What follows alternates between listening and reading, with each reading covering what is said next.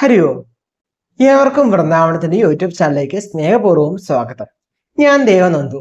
ഇന്ന് നമ്മൾ ചർച്ച ചെയ്യുന്നത് വാരത്തിന്റെ വക്രഗതിയിൽ ഉണ്ടാവുന്ന ഫലം എന്തൊക്കെയാണ്, മീനം മുതൽ മീനം വരെയുള്ള. അപ്പൊ ആദ്യം തന്നെ ചോദ്യം, ഇത് ഏത് ഫലമാണ് ഞാൻ ശ്രദ്ധിക്കേണ്ടത്? ലഗ്നഫലമാണോ രാശി ഫലമാണോ ചിന്തിക്കുക അല്ലെ? അപ്പം വീഡിയോ കാണുന്നവരോടാണ് പറയുന്നത്, നിങ്ങൾ രണ്ട് ഫലവും ശ്രദ്ധിക്കുക. ലഗ്നം എന്ന് പറയുന്നത് നമ്മുടെ വിധിയും, രാശിഫലം അതായത് ചന്ദ്രൻ നിൽക്കുന്ന രാശി വെച്ചുള്ള ഫലം ചിന്തിക്കുന്നത് നമ്മുടെ മനസ്സിനെ റിലേറ്റ് ചെയ്തുമാണ്. സോ നിങ്ങൾക്ക് പിടിഷൻ കുറച്ചുകൂടി അക്യുറേറ്റ് ആവാൻ വേണ്ടി ഏറ്റവും ഉത്തമം എന്ന് പറയുന്നത് രാശിഫലവും ലഗ്നഫലവും ശ്രദ്ധിക്കുക. അതായത് ഒരാൾ ജനിച്ച മേടലഗ്നത്തിലാണ്, ആ വ്യക്തിയുടെ ചന്ദ്രൻ നിൽക്കുന്ന ഇടവത്തിലാണെങ്കിൽ നിങ്ങൾ മേടരാശിയുടെയും ഇടവരാശിയുടെയും ഫലം എന്ത് ചെയ്യുക, എടുത്തു കാണാൻ ശ്രദ്ധിക്കുക. എന്നിട്ട് ഇത് സമ്മിശ്രമാക്കിയിട്ട് നിങ്ങളെ ലൈഫായിട്ട് അക്യുറേറ്റ് ചെയ്യുക കേട്ടോ. അത് മാത്രമല്ല, ഈ വ്യാരം വക്രത്തിൽ വരുന്നത് ഇടവൻ രാശിയിലാണ്. ഇടവൻ രാശിയാകുമ്പോൾ വ്യാരം എന്ന് പറയുന്നൊരു ശുഭഗ്രഹമാണല്ലോ, ശുക്രൻ എന്ന് പറയുന്നതും ശുഭഗ്രഹമാണ്. അപ്പൊ വ്യാരം എന്ന ശുഭഗ്രഹം ശുക്രൻ എന്ന ശുഭഗ്രഹത്തിന്റെ ക്ഷേത്രത്തിലാണ് എന്ത് ചെയ്തേക്കണേ, വക്രമാകുന്നത്. സോ ഇതെന്നാണ് ചോദിച്ചു കഴിഞ്ഞാൽ 9/10/2024 മുതൽ 4/2/2025 വരെയാണ്. അതായത് ഒക്ടോബർ മാസം 9 മുതൽ 2024 മുതൽ 4 ഫെബ്രുവരി മാസം 2025 വരെയാണ് ഇതിന്റെ ഒരു വക്രഗതി എന്ന് പറയുക. ഓക്കെ, വ്യാരം വക്രത്തിൽ വരിക. അതായത് 116 ദിവസം 118 ദിവസം എന്നൊക്കെ പറയാം. ഏകദേശം 4 മാസം, 3 മാസം 26 ദിവസമൊക്കെ, ഏകദേശം 4 മാസം നിങ്ങൾക്ക് കണക്കെടുക്കാം. അപ്പൊ ഇത് നോക്കുമ്പോൾ ഈ ഒരു 4 മാസം നമുക്ക് ഓരോരുത്തർക്കും എന്തൊക്കെ ഫലങ്ങളാണ് എന്നാണ് നോക്കുന്നത്. അപ്പൊ വീഡിയോ പൂർണ്ണമായിട്ട് തന്നെ കാണാൻ ശ്രദ്ധിക്കുക കേട്ടോ. ഫലം മാത്രം കാണാതെ പൂർണ്ണമായിട്ട് വീഡിയോ കാണാൻ ശ്രദ്ധിക്കുക. ദേവനന്ദു എന്ന് പറഞ്ഞ ഈ യൂട്യൂബ് ചാനൽ ഇതുവരെ സബ്സ്ക്രൈബ് ചെയ്യാത്തവരാണ്, ഒന്ന് സബ്സ്ക്രൈബ് ചെയ്ത് സപ്പോർട്ട് ചെയ്യുക. തൊട്ടടുത്ത് തന്നെ ബെല്ലൈക്കനോട് അമർത്തുക. ജ്യോതിഷ സംബന്ധമായ കാര്യങ്ങളും വിജ്ഞാനപരമായ കാര്യങ്ങളൊക്കെയാണ് നമ്മൾ ഇതിൽ ചർച്ച ചെയ്യാറുള്ളത്. അപ്പം വരുന്ന ദിവസങ്ങളിൽ വരുന്ന വീഡിയോസ് മിസ് ചെയ്യാതിരിക്കാൻ ഈ ചാനൽ എന്ത് ചെയ്യുക, സബ്സ്ക്രൈബ് ചെയ്തിട്ട് തുടർന്ന് കാണുക കേട്ടോ. മിഥുന രാശി മകേരമര തിരുവാതിര പുണർദം മുക്കാൽ അടങ്ങുന്ന 2 നക്ഷത്രമാണ് മിഥുന രാശി എന്ന് പറയാം. മിഥുന രാശിയെ സംബന്ധിച്ച് നോക്കുകയാണെങ്കിൽ വ്യാരം 12 നിൽക്കുന്ന സമയമാണ് അല്ലെ. അപ്പം വ്യാരം 12 നിന്ന് വക്രത്തിലായേക്കാണ്. മിഥുന രാശിയെ സംബന്ധിച്ച് നോക്കുകയാണെങ്കിൽ ഇവരങ്ങനെ മറ്റുള്ളവർ പറയുന്ന കാര്യങ്ങൾ കേൾക്കാൻ നിൽക്കുന്നവരൊന്നുമല്ല. ഇവർക്ക് ആ വ്യാരത്തിന്റെ ഒരു സപ്പോർട്ട് വേണമെന്ന് നിർബന്ധമൊന്നുമില്ല. പൊതുവെ 12 വ്യാരം എന്ന് പറയുമ്പോൾ നമുക്ക് ചെലവുകളൊക്കെ ഉണ്ടാവും. നമുക്കത് നല്ല ചെലവ് ആ രീതിയിലോട്ട് ആക്കാനൊക്കെ സാധിക്കും.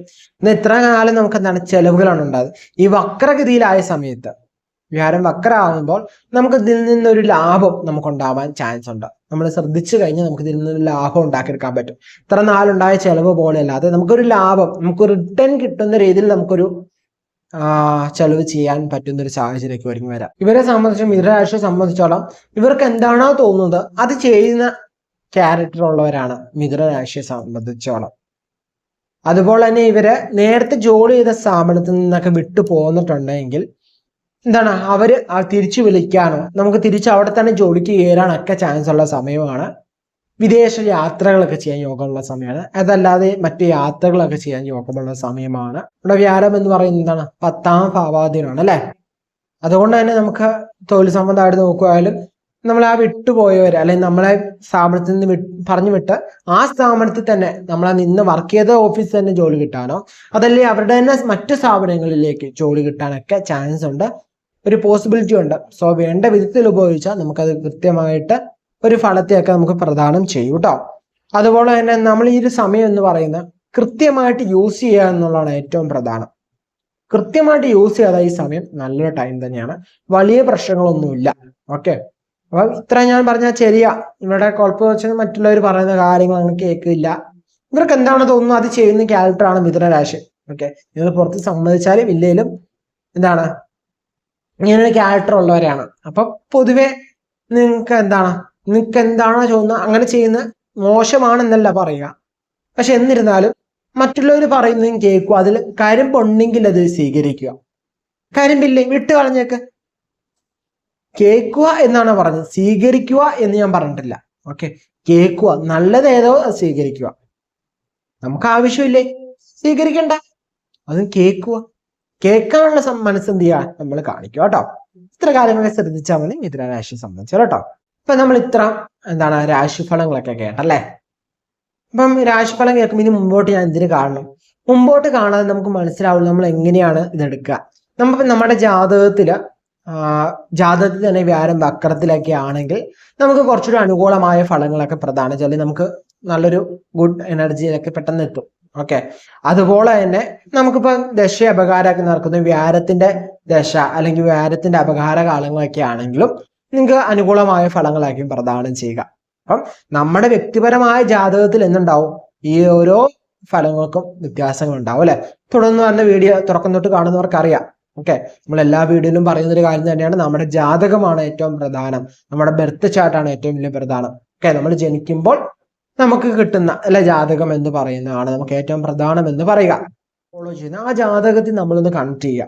ഓക്കെ, അപ്പൊ ജാതകം വെച്ച് നിങ്ങളൊന്ന് പരിശോധിച്ച് നോക്കുക. അതുപോലെ നമ്മുടെ ജാതകത്തില് ലായ നക്ഷത്രത്തെ സൂചിപ്പിക്കുകയും രാശി, അതായത് നമ്മുടെ നക്ഷത്രം ചായ എന്ന എഴുതി ഉണ്ടാവും ചന്ദ്രന്.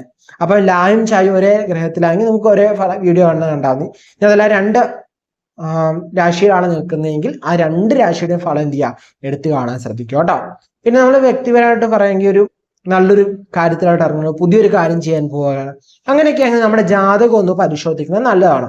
ഓക്കെ, ജാതകം ഒന്ന് പരിശോധിച്ച് നമ്മൾ ഡീറ്റെയിൽ ആയിട്ട് അനലൈസ് ചെയ്തിട്ട് നമ്മുടെ ജാതകത്തിലുണ്ടാകുന്ന പ്രശ്നങ്ങളൊക്കെ ഒന്ന് പരിഹരിക്കാൻ ശ്രദ്ധിക്കുകയും, അത് മാത്രമല്ല നമ്മളിപ്പം മാസഫലം കേൾക്കുകയാണെങ്കിൽ പോലും നമ്മുടെ വ്യക്തിപരമായിട്ടൊരു മാസഫലം എടുത്തു കഴിഞ്ഞാൽ നിങ്ങൾക്ക് കുറച്ചുകൂടി അക്യൂറേറ്റ് ആയിട്ട് നിങ്ങളുടെ കാര്യം നോക്കിക്കണ്ട് നിങ്ങൾക്ക് ഓരോ കാര്യങ്ങൾ മുന്നോട്ട് പോകാൻ സാധിക്കും.